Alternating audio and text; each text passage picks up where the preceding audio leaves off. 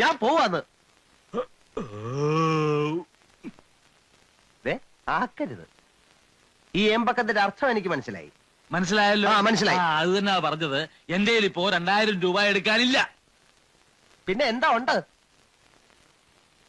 നുള്ളിപ്പെറുക്കി അവർ 500 രൂപ കാണും. എന്റെ പട്ടിക്ക് വേണം.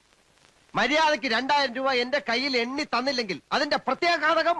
പ്രത്യാഘാതം മേഘം എന്നുള്ളതിന്റെ. ഇയാളെന്നെ പഠിപ്പിക്കൊന്നും വേണ്ട. പ്രത്യാഘാതം അത് ഭയങ്കരമായിരിക്കും. എന്തും നേരിടാൻ തയ്യാറായിട്ട് തന്നെയായി നാടകത്തിൽ ഇറങ്ങിത്തിരിച്ചിരിക്കുന്നത്. നിങ്ങളൊരു കൊള്ളാവുന്ന കുടുംബത്തിലെ ആളാണെന്ന് വിചാരിച്ചത് എന്റെ തെറ്റ്. എന്ത് പറഞ്ഞാലും എന്റെ ഇപ്പൊ കാശില്ല.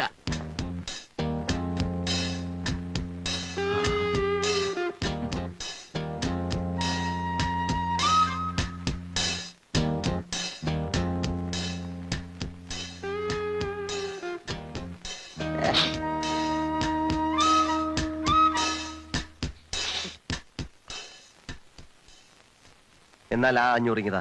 ബാക്കി നാളെ തന്നാ മതി. ഏത് 500?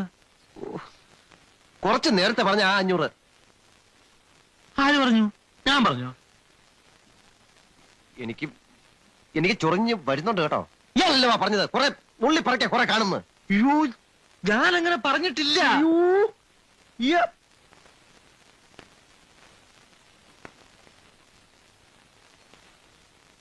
ശരി, എല്ലാം പോട്ട്.